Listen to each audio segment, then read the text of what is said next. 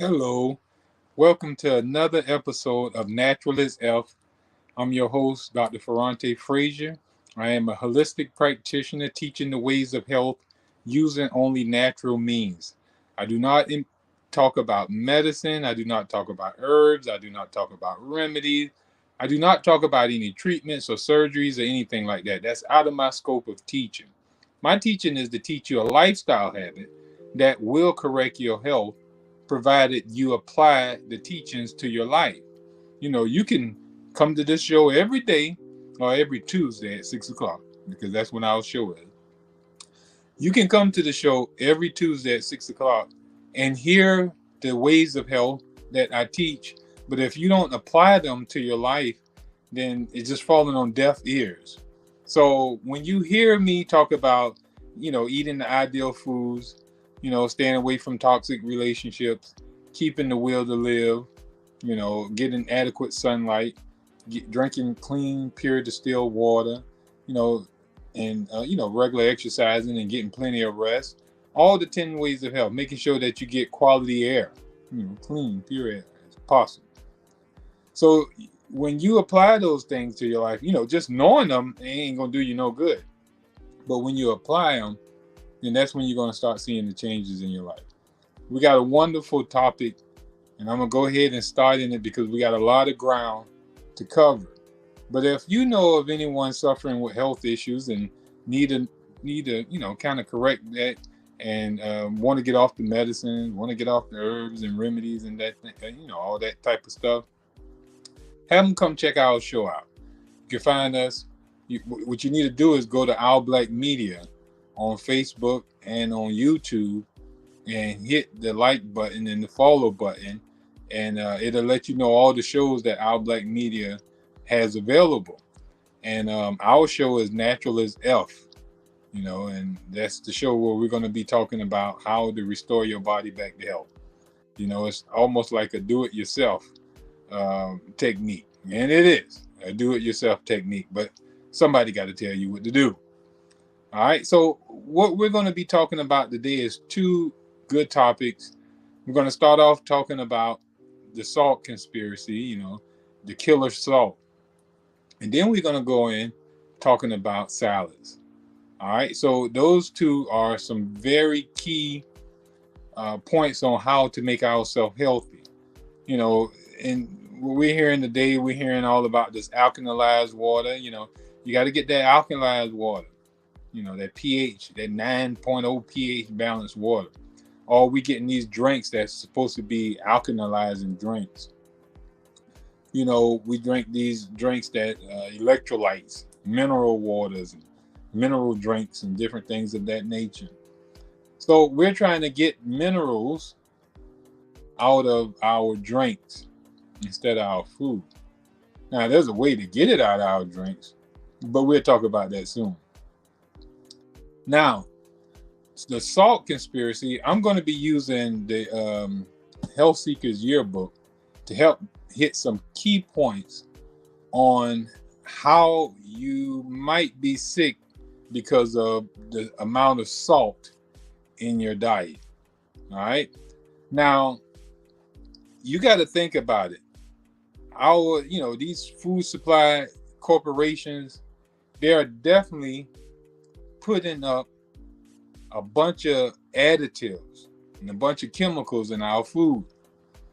Now, according to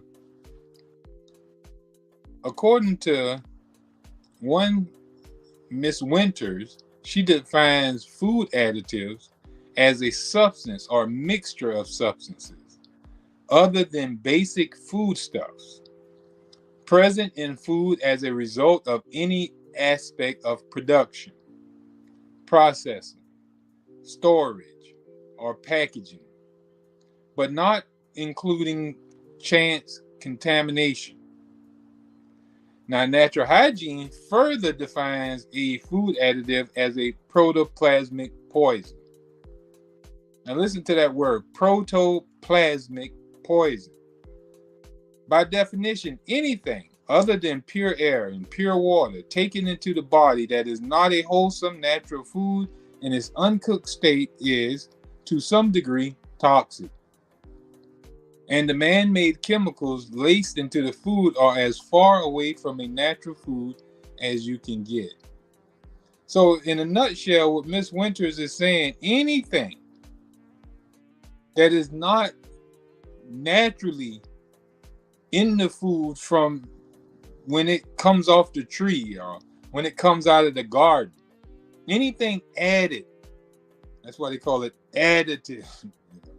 Anything added to the whole food is toxic to some degree, but it's going to be toxic no matter what is added to it. It's going to be toxic. Now, the more poisonous the substance is, the more toxic it's going to be to you. We know, marijuana is toxic, but it's not as toxic as cocaine, and it's not as toxic as heroin. Heroin is maybe a little more toxic than cocaine, and that new thing they got out there, that fentanyl, is actually more toxic than the heroin. So the degree of the poison is going to determine how toxic it is to you, and how much is used is going to cause how much toxin is going to, tear your body down. If our taste buds have become so perverted that we keep the food giants producing false foods, like like we talked about with the the additives and stuff like that, because it's not real food.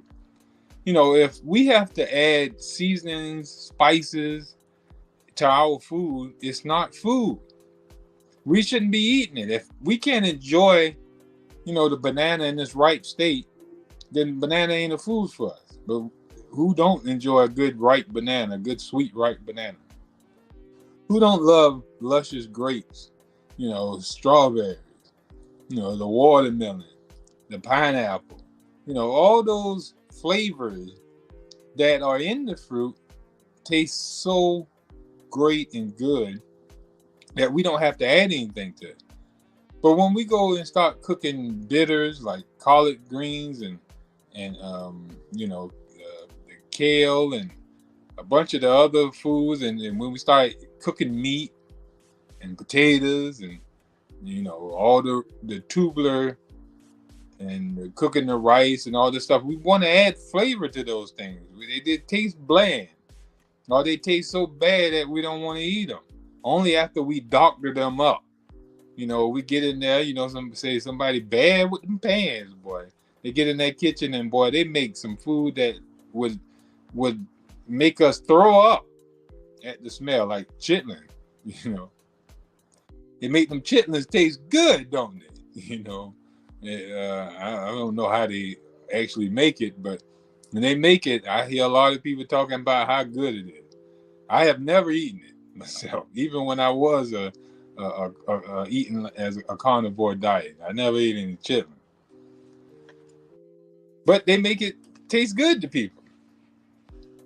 Now, chemicals come in many forms. They come in preservatives. You read that on the back of your cans. All that canned food, they got to preserve that food. Even when we preserve our food, if we home bottling and stuff, we still use like acid, honey, different stuff to preserve our food, or add salt to it. So all those things, we're going to listen in a minute what they do.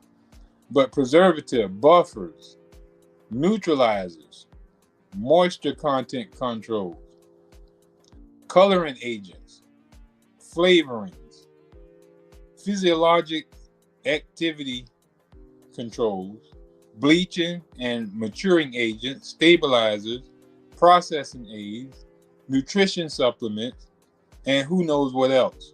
So let's look at some of those things that are being added to our foods. Preservatives, like we said, something to preserve the food, where the food don't rot, break down, So they got to mummify it, in other words. Mummify is a preserve. How you going to preserve something? You gotta kill the enzymes in it. And the enzymes is the life of the food. But as long as the enzymes are living, the enzymes are active, breaking the food and ripening the food up. It's going to start decomposing the food. Like when an animal dies, natural enzymes start eating eating the animal away where it can decompose. That's the decomposition process.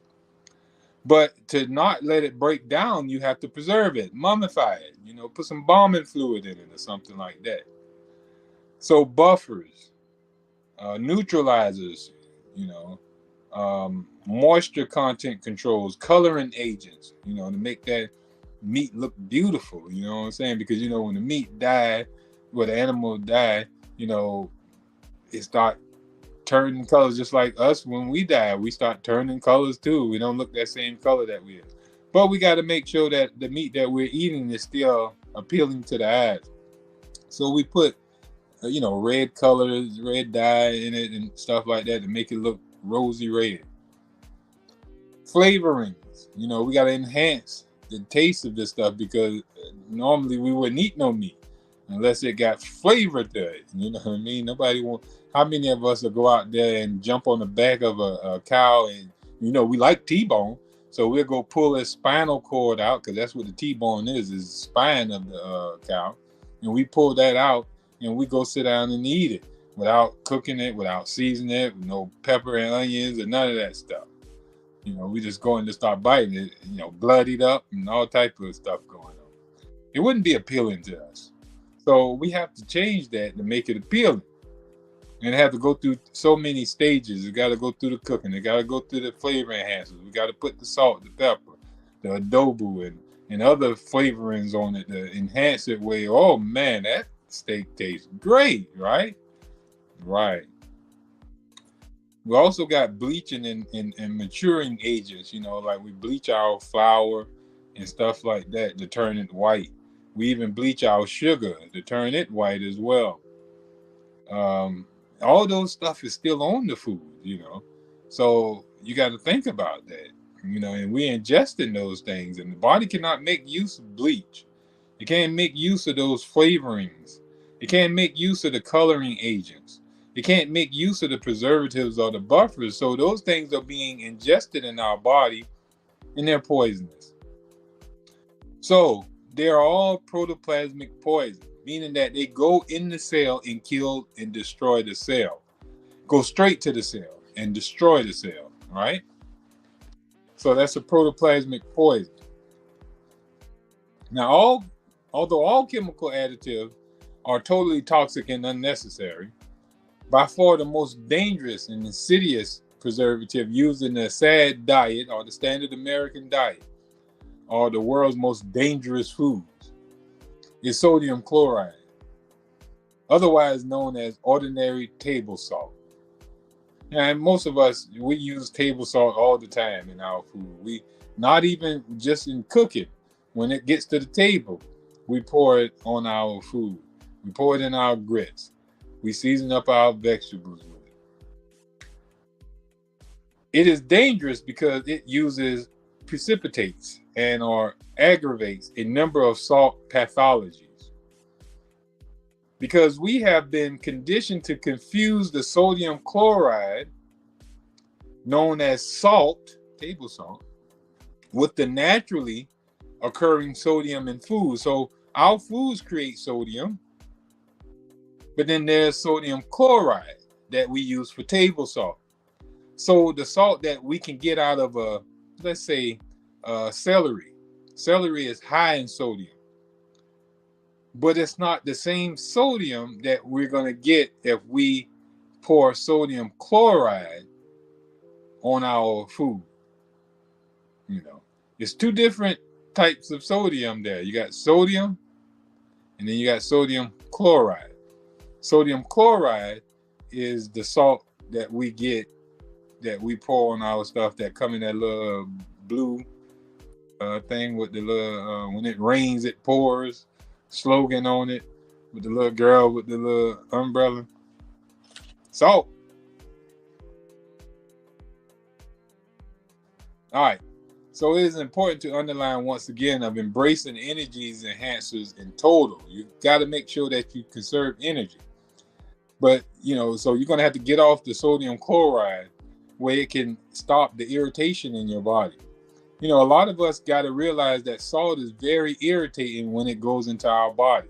Now, when this goes into our stomach, we can't feel it like how if we had a cut on our hand and we pulled the salt in that cut, we would automatically jump out of our skin almost.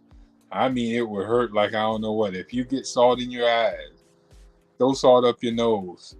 In any you'll say opening, or and it get to even when it's on our skin, it irritates us.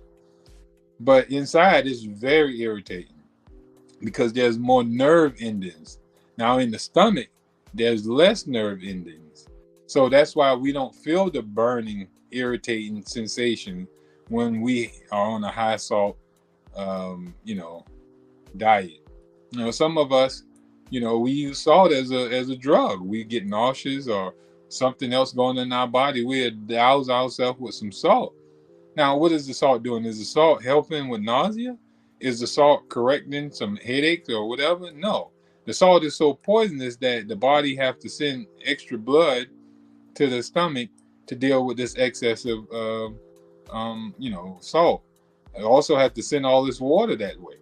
So any condition that was going on in your body have to take second step. You have to back up a little bit. And the body have to deal with this protoplasmic poison before it can deal with whatever was causing your headache, whatever was causing the nausea.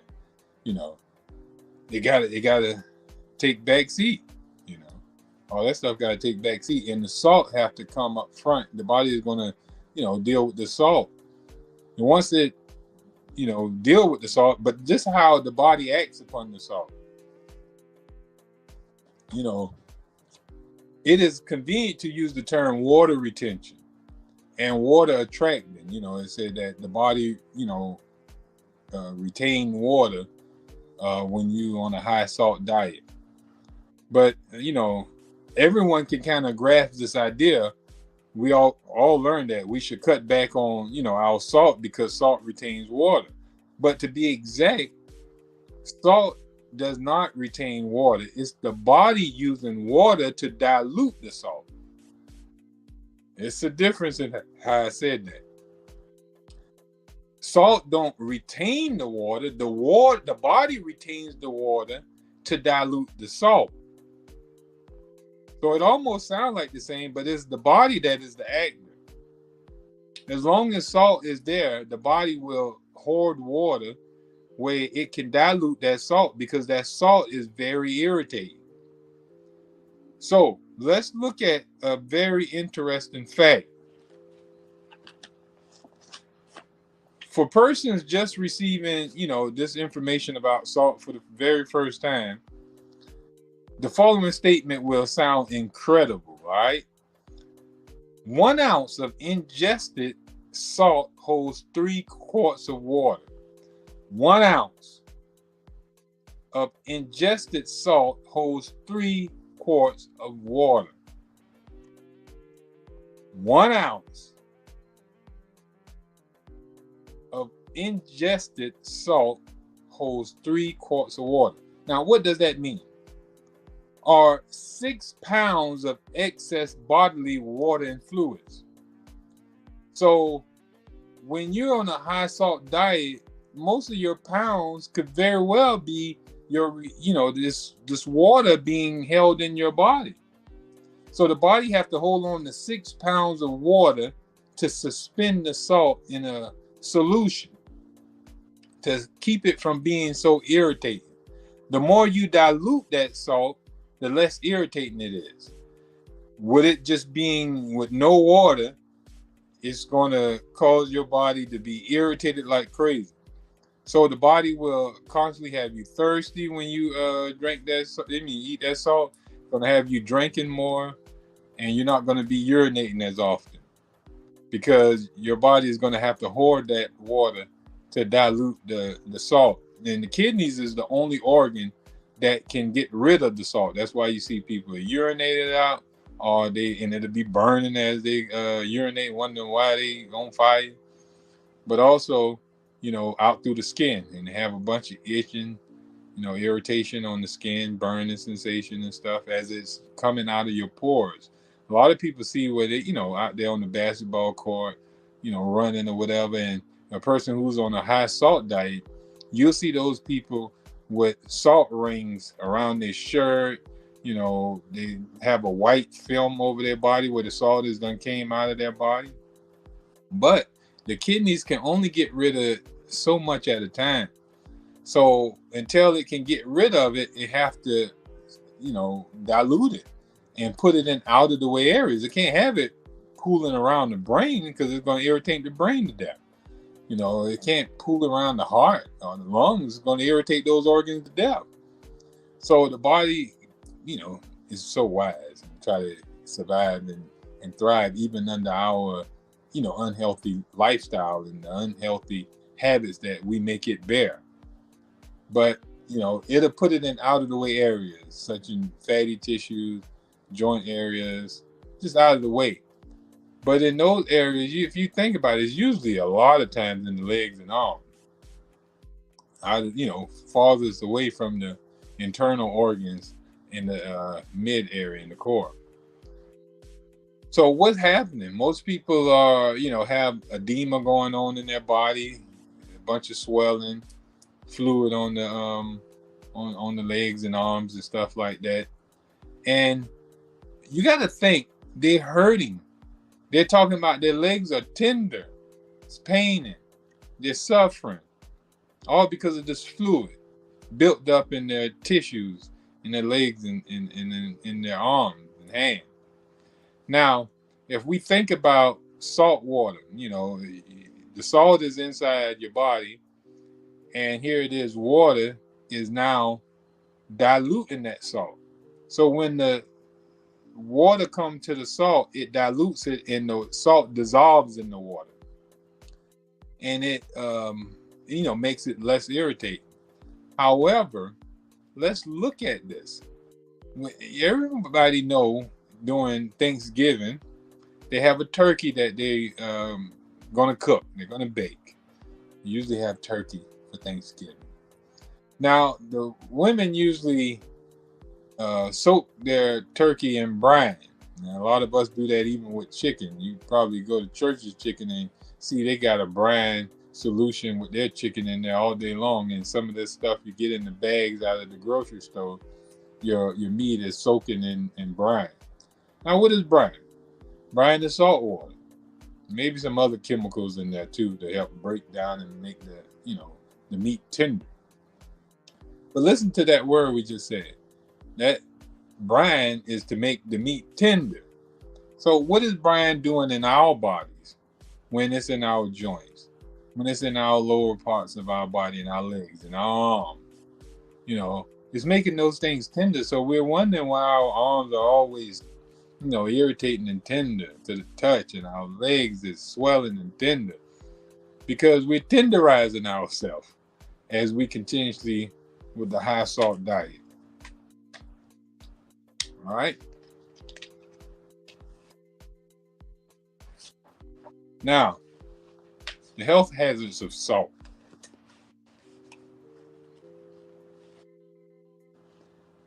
Now, whenever a particle of salt enters the body, there is an instant recognition of an invasion of deadly foreign substance. That's what salt is. It's a deadly foreign substance.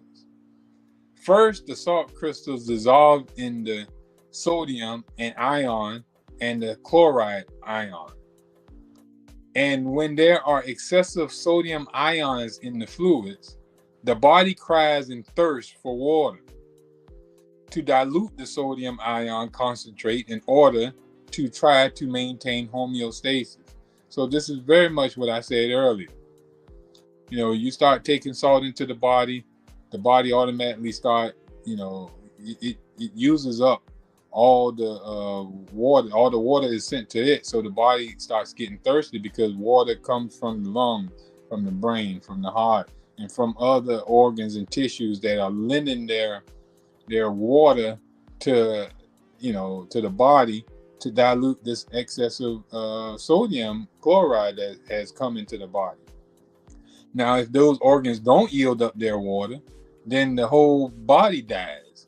So they're going to give it up, but they're drying themselves out to do so. So the body have to create a thirst where you can go and start drinking more water, where you can, try to maintain homeostasis, a balance in the body. First, the stomach attempts to deal with the unnatural and excessive results of salt eating. When this fails, the sodium chloride is shuffled off to the liver as the body attempts to deal with the toxic substance. When the liver grows weary of battling an indestructible character of the sodium chloride, the liver passes the diluted table salt off by sending the toxic load to the kidneys. But the kidney's capacity to excrete the diluted salt is limited. Excessive of diluted dietary salt are then shipped to storage cavities within the body where it awaits future excretion.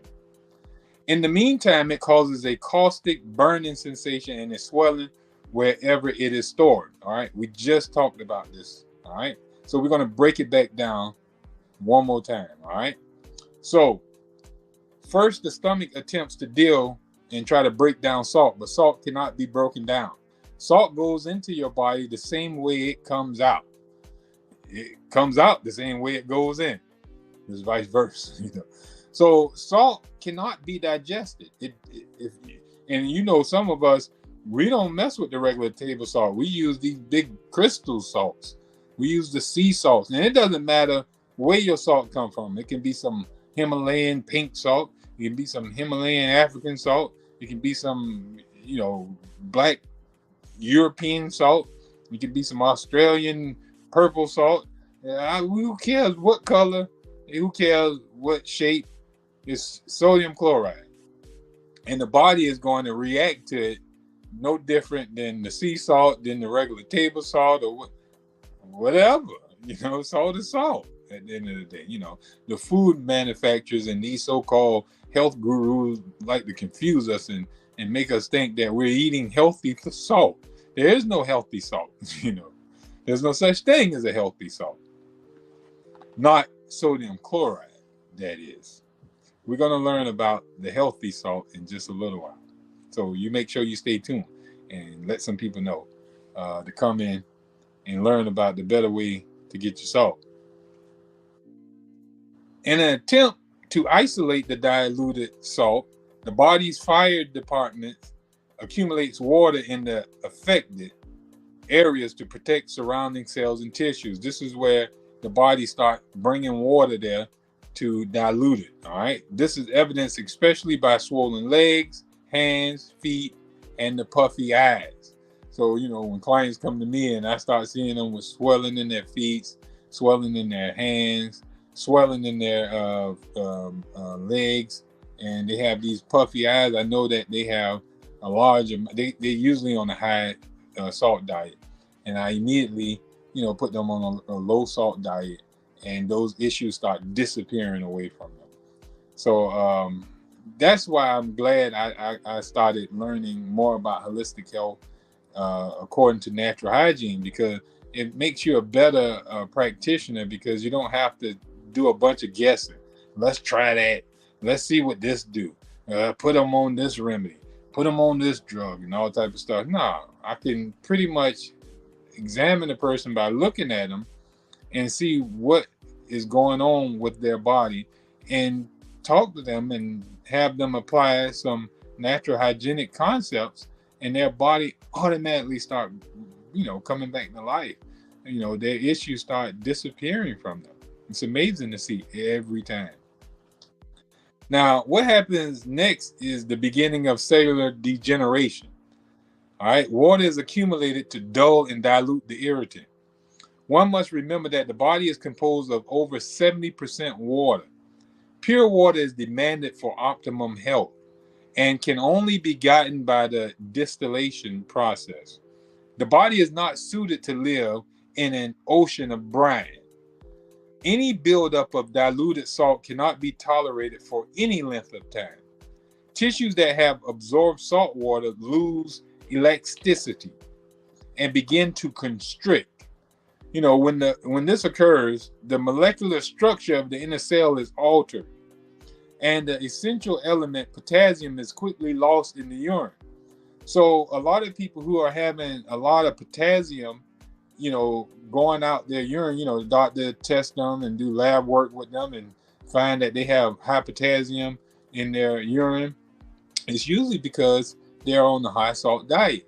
When I have clients come to me suffering with that problem, here again, I already know that it's a salt issue.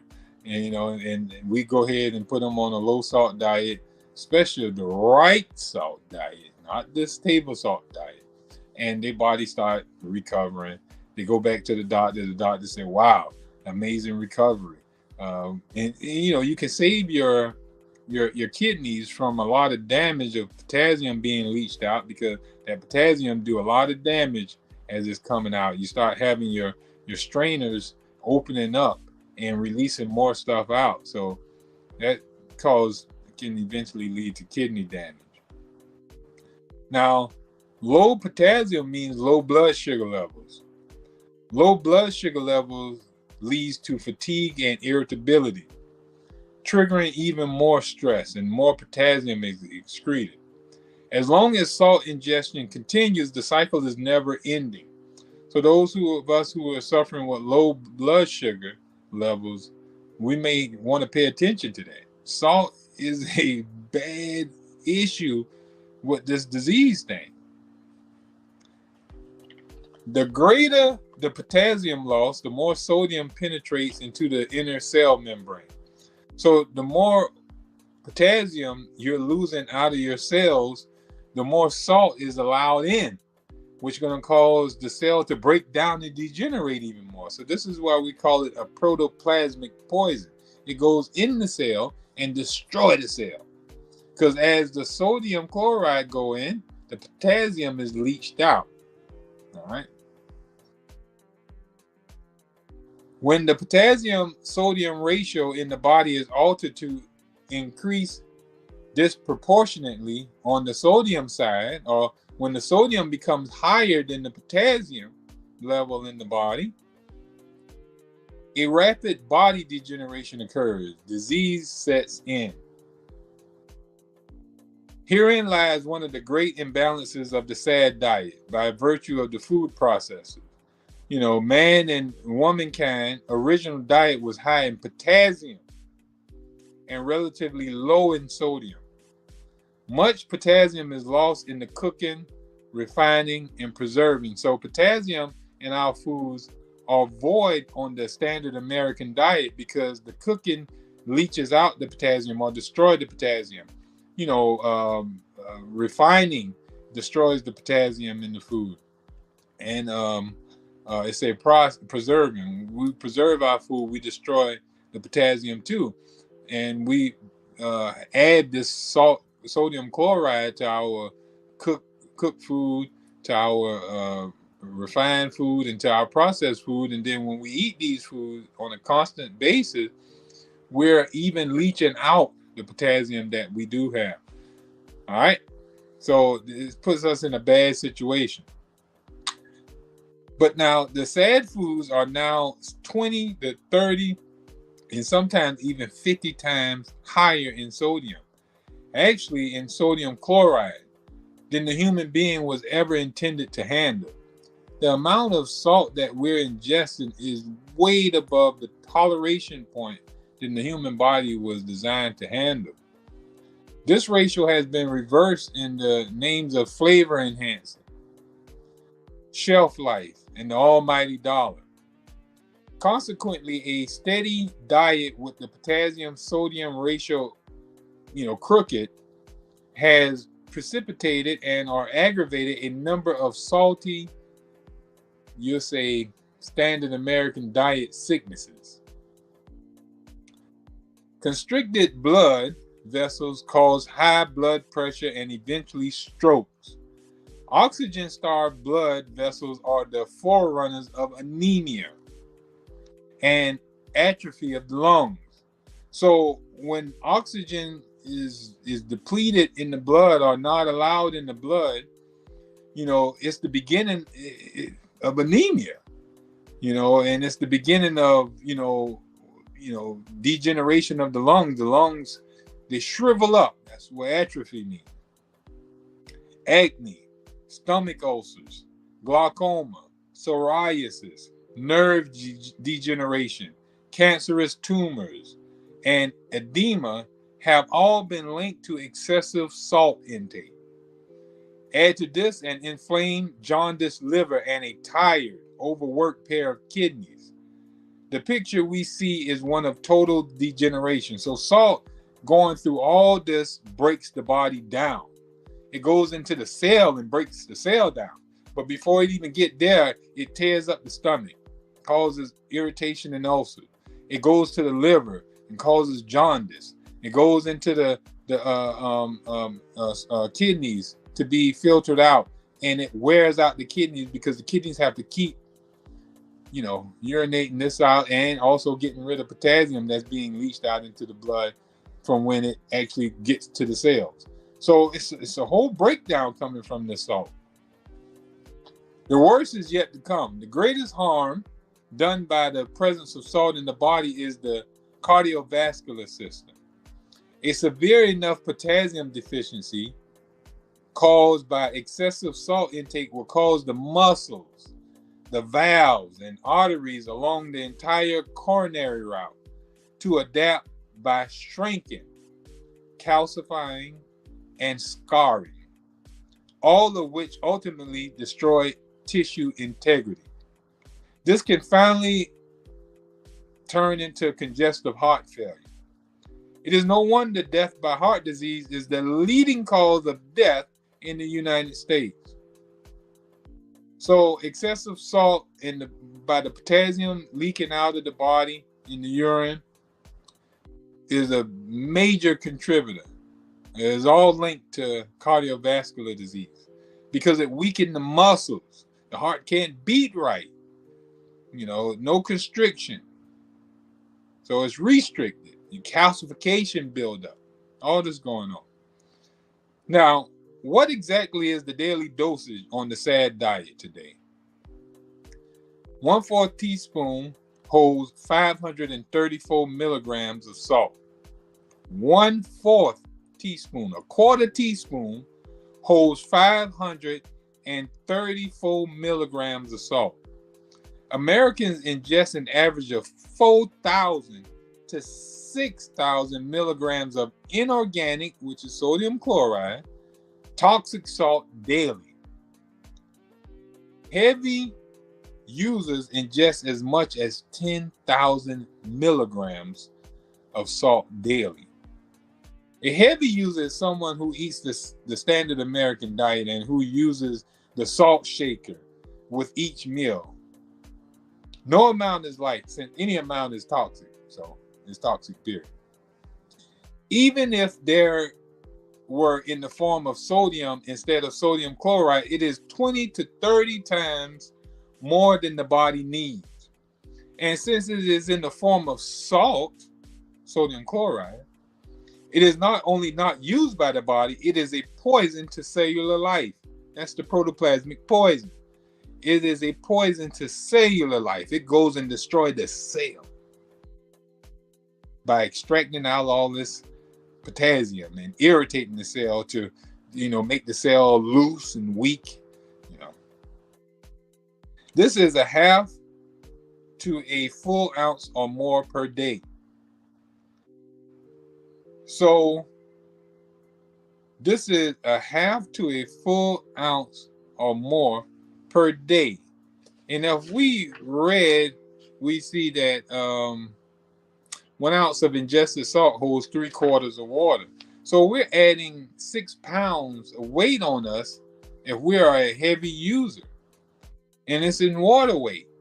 Our body is, we're gaining a lot of weight almost daily. But then we're urinating a lot. So we get some of that off.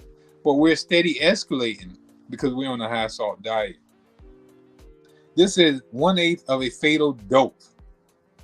All right. So a half of a full ounce or more per day is 1/8 of a fatal dose. All right. So 4 ounces is a fatal dose.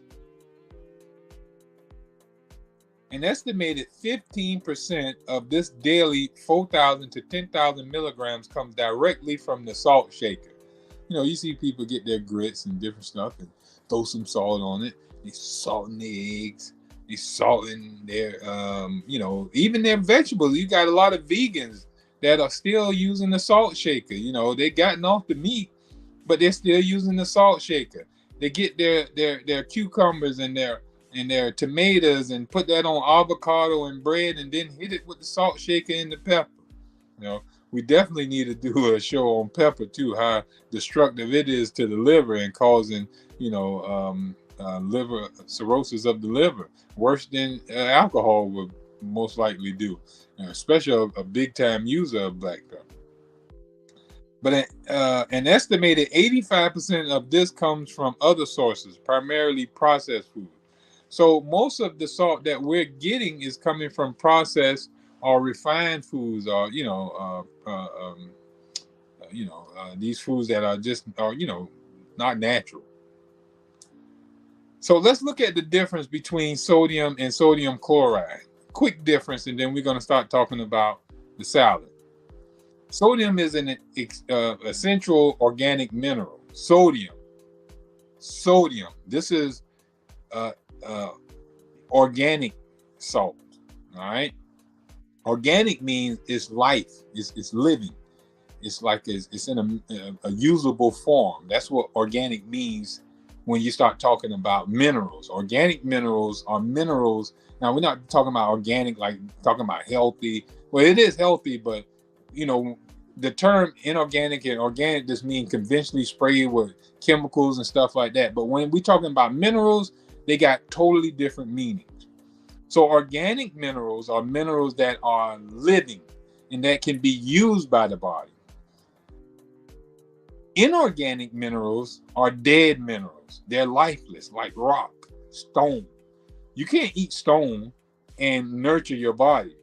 But when the plant bring that stone and turn it into a cucumber or a bell pepper, because see the roots of the plant dig into the dirt and it takes up that dirt and take up the minerals out of the soil and turn it into organic minerals that are now usable. It take it from dead minerals to living minerals, and then the body can make use of that living minerals. So sodium is an essential organic mineral, whereas sodium chloride is a toxic inorganic compound formed by the union of the sodium and chloride. Sodium is found naturally occurring in fresh fruits, vegetables, nuts, and seeds, which have not been tampered with through any form of processing or preserving or whatever. But now sodium chloride, on the other hand, it is found as common table salt, or the salt crystals are laced into, processed foods.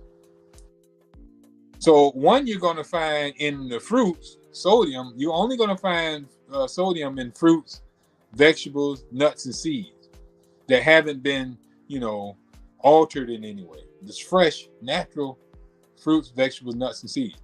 But table salt, you're not going to find that in fresh fruits and vegetables. You're going to find that in a salt shaker, and you're going to find that in the processed foods that's coming from these manufacturing plants. Sodium.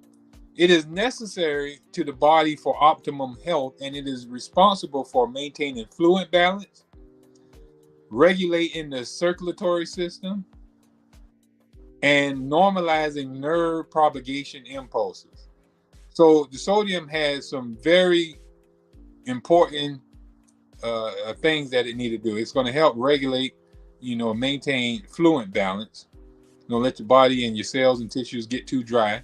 It got to keep a good medium. It regulates the circulatory system. It keeps the blood pressure at a good pressure. And it normalizes nerve propagation impulses. Make sure that the nerves get to the impulses get to where they need to get to.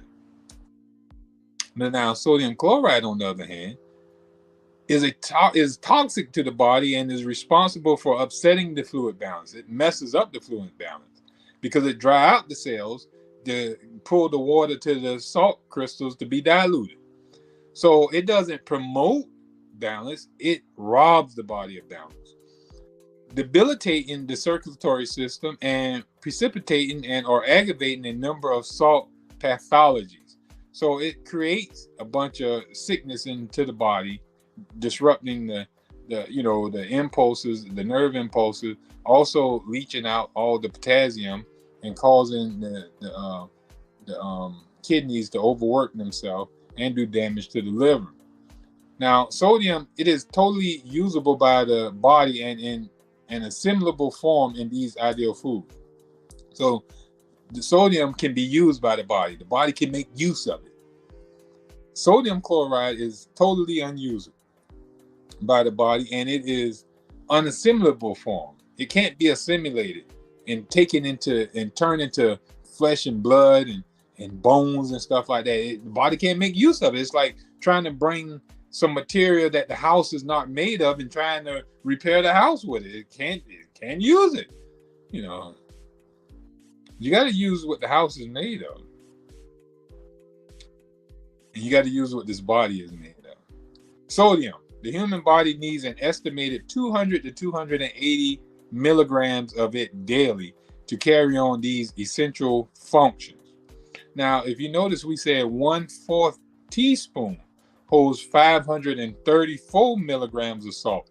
So it looks like we need only 1/8 of a teaspoon, and less than that, to carry on the essential functions that sodium needs. But when we're getting it from salt, we're getting way too much because, the average person, man, dump almost a whole bottle of salt in their food. Sodium chloride, the human body on the salty, standard American diet takes an estimated 4,000 to 10,000 milligrams daily. So we're taking in extremely too much salt on the standard American diet when we're going to these restaurants and eating these high salted foods, these soul food cooking, with all this salted bacon, salted meats that we're eating and all this processed food. All these tater chips and honey buns and all the other stuff that is highly salted that we're consuming. If we look at one of them bags, we'll see that we have exceeded our salt intake off that one serving of that food. Mostly one serving of chips, and that ain't even the whole bag. We have done it with the amount of salt that we need. About each bag probably have us 6 or 8 times over the amount that our body's supposed to have. And most of us eat the whole bag when we eat a whole bag of chips. Sodium, it occurs in adequate, sufficient amounts on the ideal diet. Sodium chloride, it occurs in highly addicting and disease-promoting amounts on the salty, sad diet. So you notice that some people, they say that it's not enough salt in their food. They need to add more salt. Their taste buds have become so deranged that they need even more and even more of the drug just to get some stimulation. Sodium, it contributes to health, whereas sodium chloride, it precipitates and or aggravates a host of salt sicknesses.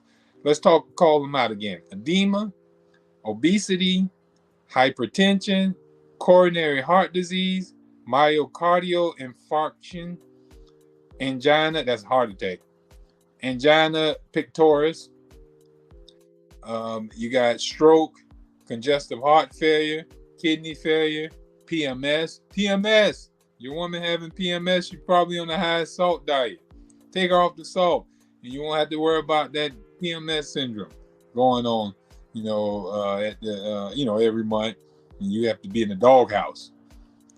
Manic depression, it'll run you crazy, and on and on. All right. Now,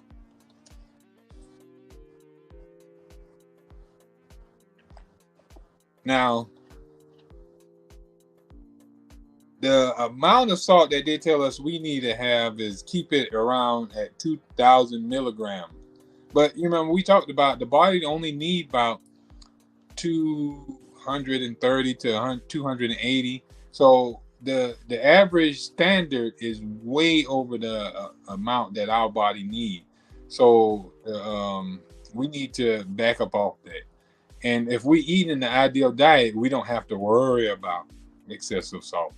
We will be good in excessive sodium. All right, so let's go into the salad. Now,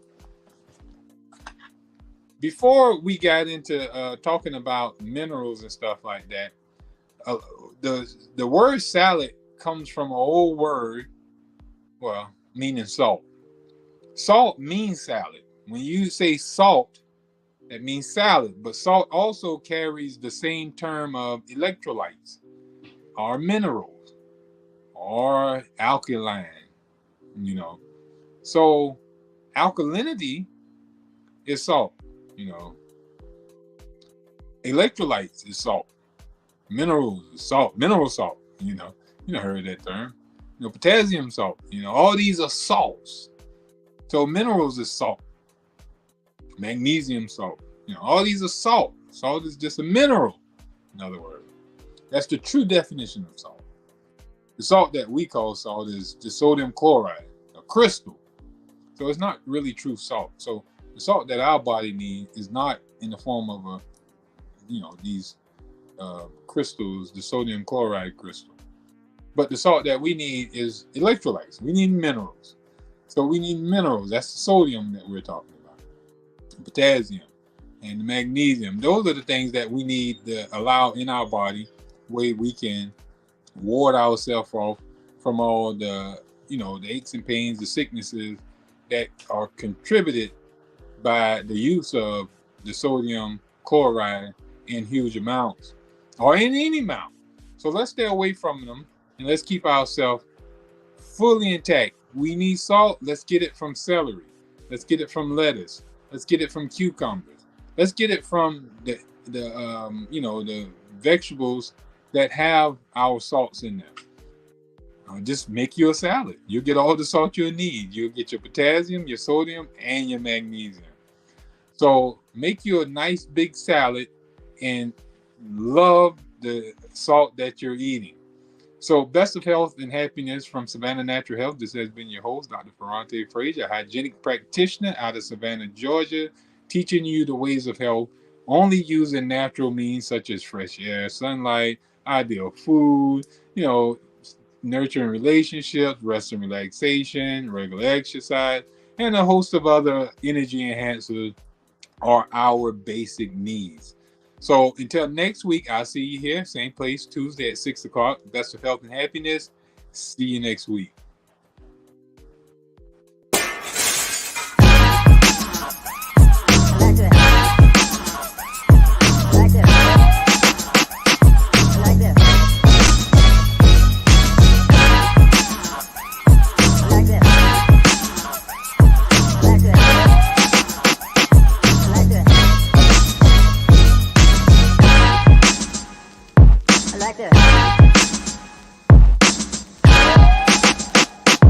Like this.